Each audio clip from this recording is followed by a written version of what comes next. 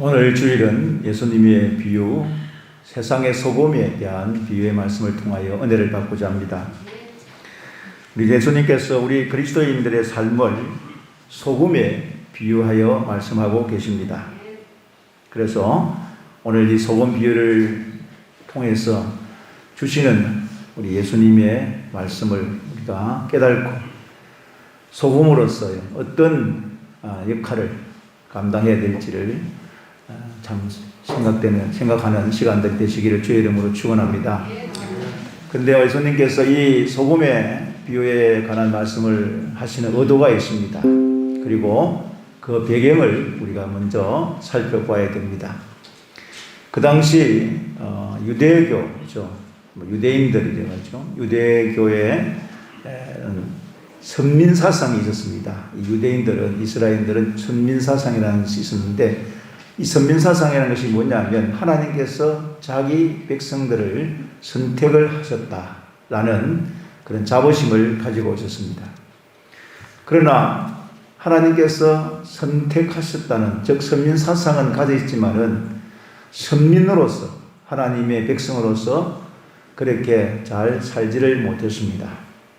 그래서 그들은 이 유대교가 그 당시 소금으로서 역할을 감당해야 되는데 그들은 그 짠맛을 잃어버렸습니다. 어떻게 잃어버리냐 그러면은 그들은 일선에 빠진 바리새인들이 있었습니다. 사치와 교만에 빠진 사두개인들이 있었습니다. 독성과 아집에 빠져있는 율법사들이 있었습니다. 그리고 곡견보험만 관심이 있는 그 제사장들이 있었습니다. 그러니까 어느 한 분류에도 당시 죽어가는 즉 유대인들, 즉 유대교, 또 이스라엘이 뿐이었습니다. 이럴 때에 예수님께서 이 소금비를 통하여 그들에게 주시고자 하시는 그런 교훈이 있는 것입니다.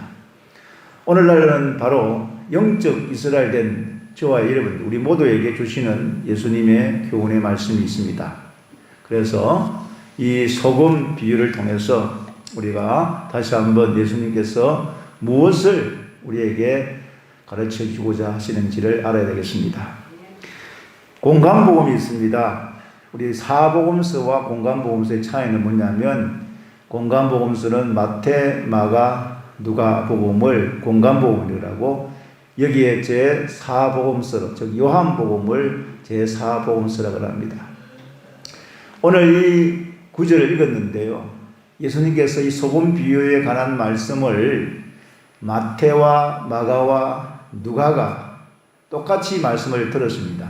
그런데 그들 나름대로 상황에 맞추어서 똑같은 말씀입니다. 똑같은 주제이지만은 그들은 약간의 강조점을 달리해서 그렇게 말씀을 들었습니다. 그래서 우리가 지금 마태복음, 또 마가복음, 누가복음에 나타나는 예수님의 이 세상의 소금 비유에 관한 말씀을 한번 하나하나씩 살펴보고자 합니다. 먼저 첫째로 마태복음에서 마태는 소금과 같이 순결한 삶을 강조를 하고 있습니다. 우리 한번 마태복음 5장 13절을 한번 찾아보겠습니다. 우리 같이 함께 읽겠습니다. 자, 시작. 너희는 세상의 소금이니 소금이 만일 그 맛을 잃으면 무엇으로 짜게 하리요? 후에는 아무 쓸데없이 다만 밖에 버려져 사람에게 밟힐 뿐이니라. 소금은 그 자체로 깨끗합니다. 소금은 더럽다고 해서 물에 씻기면 안 됩니다. 하얀 알갱이를 그대로 사용을 합니다. 뿐만 아니라 소금은 오랜 시간이 지나도 부패하거나 변질이 되지를 않습니다. 또한 다른 것의 부패를 방지합니다. 소금은 그 자체로 깨끗할 뿐만 아니라 그것과 접촉하는 모든 것을 자신과 같이 깨끗하게 만드는 것이 바로 소금입니다. 마태는 이것을 그리스도인의 거룩하고 순결한 삶을 말하고 있는 것입니다. 뿐만 아니라 세상을 정화시키는 힘이 있음을 말씀하고 있는 것입니다. 그래서 마태복음에 나타나는 이 마태는 이 소금을 순결한 삶으로 그렇게 상징을 하고 있습니다. 또한 마태는 소금 비유에 함께 빛으로 그렇게 비유를 하고 있습니다. 마태복음 5장 16절 말씀입니다. 우리 한번 다 같이 읽겠습니다. 시작. 이같이 너희 빛을 사람 앞에 비치게 하여 저희로 너의 착한 행실을 보고 하늘에 계신 너희 아버지께 영광을 돌리게 하라. 또 이어서 마태복음 5장 20절에도 이렇게 말씀하고 있습니다. 다 같이 읽겠습니다. 내가 너에게 이르노니 너의 의가 서기관과 바리새인보다 더 낫지 못하면 결코 천국에 들어가지 못하리라. 마태는 우리 그리스도인들이 소금과 같이 순결한 삶을 살아야 한다는 것을 강조를 하고 있습니다. 그러니까 소금의 여러 기능 중에서 특히 부패 방지에 초점을 맞추어서 설명을 하고 있습니다. 사랑하는 성도 여러분, 우리 고신, 즉 고신교회의 정신은 신앙의 정통과 생활의 순결입니다. 지금 세상은 윤리와 도덕이 무너지고 타락하고 부패한 세상입니다. 이런 시대에 우리 그리스도인들은 어떻게 살아야 되겠는가? 바로 생활의 순결이 필요합니다. 하나님 앞에서 순결한 정신, 순결한 삶을 통하여 영광을 돌려야 될 줄로 믿습니다. 교회는 이 세상의 소금입니다. 우리가 이 세상을 향하여, 즉 한국교회가 사회를 향하여 순결을 부르짖고 있습니다. 그러나 정말 우리가 이 세상 가운데서 우리가 교회와 우리 성도들이 순결한 삶을 살았느냐? 참 반성해 보아야 합니다. 혹시 맛은 잃어버리지 않았는지, 순결함을 잃어버리지 않았는지 우리 스스로를 살펴봐야 합니다. 교회의 존재가치, 우리 그리스도인들의 존재가 만약에 소금 맛을 잃어버리면, 짠맛을 잊어버리면 상실되는 것처럼, 소금이 그 자체의 맛을 잃어버리면 밖에 버려지는 것처럼 우리도 그렇게 되고 있지는 않은지를 생각해 봐야 됩니다. 교회와 성도가 순결함과 깨끗함을 잃어버리면 어떻게 된다고 말씀하고 있습니까? 세상에서 버림을 받게 된다고 말씀하고 있습니다. 그러므로 마태는 지금 소금의 비유를, 예수님의 이 소금의 비유를 어떻게 들었느냐? 예수님께서 순결하라, 순결하게 살아라고 그렇게 마태는 들었습니다. 우리도 역시 예수님께서 이 소금의 비유를 통하여 우리에게 말씀하고 계십니다. 너희는 세상에서 순결한 삶을 살아라, 그렇게 강조하고 말씀하고 있습니다. 그러므로 우리가 예수님의 말씀대로 우리가 이 세상에서 소금의 역할, 즉 순결한 삶을 살아가시는 우리 모두가 되시기를 주의 이름으로 축원합니다. 두 번째로 마가는 이 소금의 비유의 말씀을 어떻게 들었느냐 하면은 소금과 같이 선한 영향력을 발휘해라, 그렇게 마가는 들었습니다. 마가복음 9장 49절에서부터 50절 말씀입니다. 다 같이 읽겠습니다. 사람마다 불로서 소금 치듯함을 받으리라. 소금은 좋은 것이로되 만일 소금이 그 맛을 잃으면 무엇으로 이를 짜게 하리요? 너희 속에 소금을 두고 서로 화목하라 하시니라. 소금은 그 자체로도 깨끗하고 부패해가는 것을 방지할 뿐 아니라 다른 것에 맛을 내는 데 사용됩니다. 소금이 들어가지 않고서는 어떤 음식도 맛을 낼 수 없습니다. 우리가 그러지 않습니까? 음식을 먹을 때에 소금이 없으면 밋밋하다, 맛이 없다 그래야 합니다. 모든 음식에는 이 소금이 들어가야 됩니다. 그래야 맛있다고 그렇게 말을 하는 거죠. 소금은 적당한 맛을 내는데 꼭 필요한 존재입니다.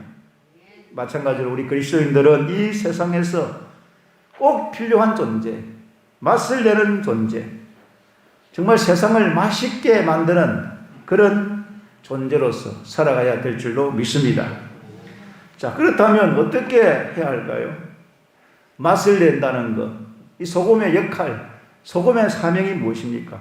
오늘 마가는 오늘 금방 읽었던 말씀을 보니까 화목이라는 것을 말씀하고 있습니다. 소금은 그리스도인들이 가져야 할 어떤 자질을 뜻하는데 그 자질이라는 것이 뭐냐면 바로 화평, 화목, 평화, 이것을 그리스도인들의 선한 영향력이라 그렇게 말씀하고 있습니다. 하나님은 우리 성도들에게 세상에서 화해자로 화해의 직분을 가지고 살아가라고 그렇게 말씀하고 있습니다. 고린도후서 5장 18절에서부터 19절 말씀에 보면 이런 말씀이 있습니다. 다 같이 읽겠습니다. 모든 것이 하나님께로서 났으며 그가 그리스도로 말미암아 우리를 자기와 화목하게 하시고 또 우리에게 화목하게 하는 직분을 주셨으니 곧 하나님께서 그리스도 안에 계시사 세상을 자기와 화목하게 하시며 그들의 죄를 그들에게 돌리지 아니하시고 화목하게 하는 말씀을 우리에게 부탁하시느니라. 막아는 소금은 바로 선한 영향력인데 어떤 선한 영향력을 끼쳐야 되는지를 말씀하면서 바로 화목자, 화해자, 화평자라고 그렇게 설명을 하고 있습니다. 우리 모두가 예수 그리스도의 화목하심을 본받았어. 우리도 다른 사람에게 다툼과 분열 속에 있는 사람들에게 이 세상 속에 화평한 사람, 화목한 사람, 화평을 이루는 그런 사람들 되시기를 주의 이름으로 축원합니다. 찬양을 불러보려 했더니 곡이 좀 틀려가지고 아침에 성 프란시스코의 기도문이 있는데 우리 한번 함께 이 기도문을 한번 읽어보겠습니다. 시작. 주여 나를 평화의 도구로서 주소서. 미움이 있는 곳에 사랑을, 상처가 있는 곳에 용서를, 분열이 있는 곳에 일치를, 의혹이 있는 곳에 믿음을, 오류가 있는 곳에 진리를, 절망이 있는 곳에 희망을, 어둠이 있는 곳에 광명을, 슬픔이 있는 곳에 기쁨을 심게 하소서. 위로받기보다는 위로하고 이해받기보다는 이해하고 사랑받기보다는 사랑하며 자기를 온전히 줌으로써 영생을 얻기 때문이니 주여 나를 평화의 도구로 써 주소서. 주여 나를 평화의 도구로 써 주소서. 바로 오늘 우리 그리스도인들의 직분 또 그리스도인의 자질이 뭐냐? 평화의 도구가 되는 것입니다. 평화의 도구. 즉 우리 그리스도인들은 화해자의 사명을 받았습니다.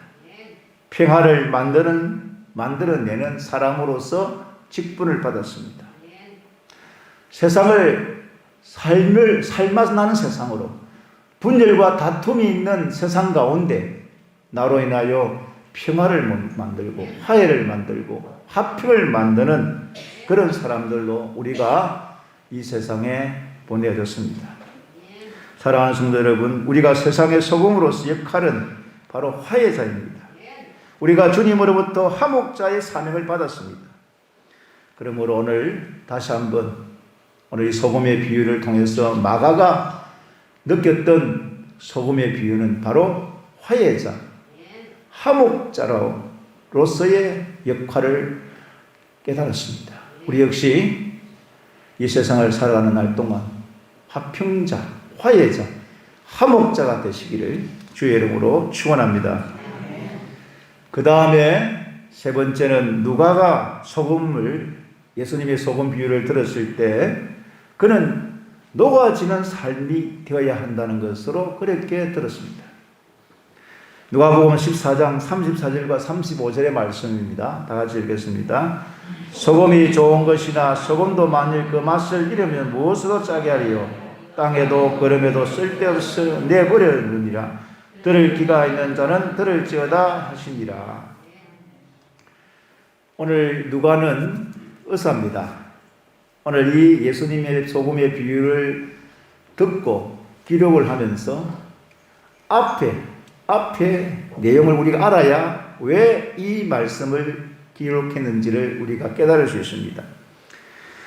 이 말씀에 쓰인 앞뒤 문장의 문맥을 한번 보면은 누가복음 14장 26절과 27절 말씀입니다. 다 같이 읽겠습니다. 무릇 내게 오는 자가 자기 부모와 처자와 형제와 자매와 더욱이 자기 목숨까지 미워하지 아니하면 능히 내 제자가 되지 못하고 누구든지 자기 십자가를 지고 나를 따르지 않는 자도 능히 내 제자가 되지 못하리라. 소금 비유 직전에 누가복음 14장 33절의 말씀을 또 하고 있습니다. 같이 읽겠습니다. 이와 같이 너희 중에 누구든지 자기의 모든 소유를 버리지 아니하면 능히 내 제자가 되지 못하리라. 이것은 무엇을 의미할까요? 예수님의 제자가 될 때에 예수님을 따르기 위해서는 자기 자신을 부정하고 자기를 희생하고 우리가 십자가를 지고 예수님을 따라가야 된다고 말씀하고 있습니다. 그 당시 예수님을 따르겠다는 많은 사람들이 몰려왔습니다.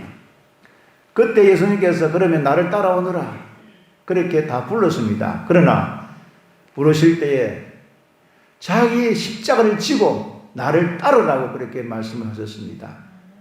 자기 십자가를 진다는 말이 무슨 말씀입니까? 자기가 희생을 하고 자기가 죽고 자기 자신은 버려야만 주님을 따를 수 있다고 말씀하시는 것입니다. 많은 사람들이 예수님을 따르겠다고 나섰지만은 예수님의 이 말씀을 듣고 많은 사람들이 다시 되돌아가 버렸습니다.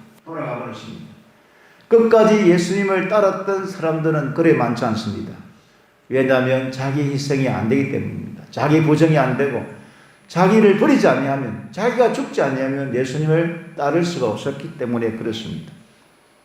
바로 이 말씀 뒤에 이 누가는 이 소금 비유를 말씀을 하고 있는 것입니다. 즉 소금은 여러 가지 기능이 있습니다.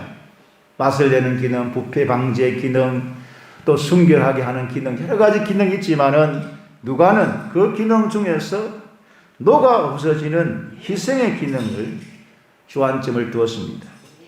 소금이 녹아지지 않으면, 녹지 않으면, 없어지지 않으면, 희생하지 않으면 아무것도 할 수가 없다는 것입니다. 즉 소금이 자기 역할을 다 하려면 녹아져야 된다는 것입니다. 녹아 형체가 없이 사라짐으로써 소금의 자기의 역할을 감당할 수 있다고 그렇게 누가는 보았습니다. 그래서 자기 부정, 자기 희생 없이는 절대로 제자가 될 수 없다. 신앙생활을 올바르게 할 수 없다고 그렇게 강조하고 있는 것입니다. 우리 예수님의 생애가 바로 어떤 생애였습니까? 자기 희생의 생애입니다. 자기 부정의 생애입니다. 자기의 헌신의 생애가 바로 예수님의 생애였습니다. 사랑하는 성도 여러분, 이 복음서의 각 기자들이 조금씩 그 강조점이 다르죠. 그러나 한 가지 공통점, 즉 한 가지 결론은 추론하게 볼 수 있습니다. 그것은 바로 인간에 있어서 자신의 존재 가치는 무엇이냐는 것입니다. 만약에 자신의 존재 가치가 상실되면 인간으로서의 전혀 쓸모없는, 쓸데없는 인간이 되어버립니다. 사랑하는 성도 여러분, 이 세상에 내가 이 세상의 삶을 사는 날 동안 나의 존재 가치가 뭘까? 내가 어떤 삶을 추구하며 살아야 되는가?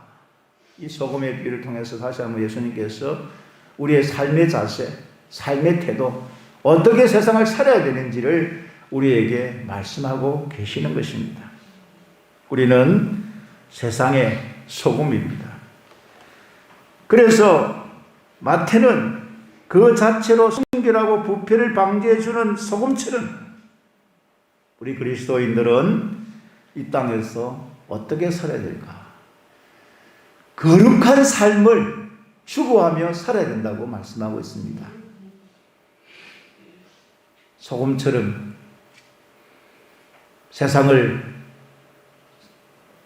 부패를 방지하고 그 자체가 깨끗한 알갱이로서 그렇게 소금이 그런 역할을 하는 것처럼 우리가 이 세상에 살면서 순결한 삶을 요구받고 있습니다.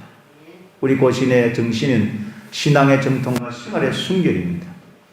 다시 한번 남은 생애를 우리 그리스도인들은 내 자신이 세상 속에서 순결하게 살아야 되겠다는 오늘 그러한 각오를 다짐하는 이 시간이 되시기를 주의 이름으로 축원합니다. 그리고 마가는 이 소금은 맛을 내어주는 소금이라고 그렇게 말을 하고 있습니다. 맛을 내주는 소금. 즉 녹아지는 것이 소금이다 그랬습니다. 화해자의 사명 잘 감당하시기를 바랍니다. 소금을 바로 역할은 화해하는 역할, 화평의 역할, 그런 역할을 우리 그리스도인들에게 요구받고 있습니다. 참 세상이 다툼이 많습니다. 분열이 많습니다. 참 만나면 싸웁니다. 나라도 국회도 그렇고 정부도 그렇고 세상은 이상하게도 만나면 싸웁니다. 분열합니다. 일치가 안 됩니다. 다툼이 일어납니다. 그 가운데 화해자로서 화목자로서 그렇게 우리가 살아야 될 줄로 믿습니다. 가정에서 얼마나 우리가 많은 싸움과 다툼이 일어나고 있습니까? 분열이 일어나고 있습니까? 그때마다 우리가 예수님을 깊이 생각함으로 가정을 화목케 하시는 우리 모두가 되시길 주의 이름으로 축원합니다. 교회가 얼마나 다투고 분열이 일어나고 있습니까? 얼마나 싸우고 있습니까? 우리 교회는 그리스도 예수 안에서 모두가 다 화평한 사람, 화평한 성도, 화목한 교회가 되시기를 주의 이름으로 축원합니다. 그 다음에 오늘 누가는 이 소금의 비유를 이렇게 들었습니다. 희생은 자기를 희생해야 된다. 자기가 없어져야 된다. 그렇게 누가는 소금을 비유를 통해서 그렇게 들었습니다. 자기 희생, 자기 부정, 자기 헌신이 없이는 도무지 예수님의 제자가 될 수가 없다. 오늘 누가는 그렇게 소금을, 예수님의 소금 비유를 말씀을 그렇게 들었습니다. 저와 여러분들도 마찬가지입니다. 우리의 남은 생에 어떠한 삶을 살아야 되겠느냐. 오늘 소금처럼 자신이 희생하고 자신이 녹아졌어, 없어졌어. 자기는 희생하고 없어졌어. 참 교회를 위해서, 하나님 나라를 위해서 쓰임받고 정말 맛을 내는, 정말 하나님이 원하시고 기뻐하시는 그 남은 인생 되시기를 주의 이름으로 축원합니다. 우리 모두가 다 오늘 이 소금의 역할, 소금으로서의 그 모든 것을 잃어버리면 어떻게 됩니까? 밖에 버리고 사람들에게 밟힐 뿐이라고 예수님께서 말씀하고 있습니다. 그러므로 소금으로서 역할을 잘 감당해야 됩니다. 그래서 우리가 이 세상에서 소금, 즉 이 소금이 무엇을 우리에게 상징하고 있을까요? 무엇을 예수님께서 우리에게 교훈하고 있습니까? 소금의 존재가치 기억하시길 바랍니다. 소금이 있어야 맛을 내고, 소금이 있어야 썩어지는 것을 부패하고 부패를 방지하고, 소금이 녹아져야만, 자기 희생이 있어야만 참으로 참된 그러한 그리스도인의 삶을 살 수 있다고 말씀하고 있습니다. 우리 모두가 다 세상의 소금들이 되시기를 주의 이름으로 축원합니다.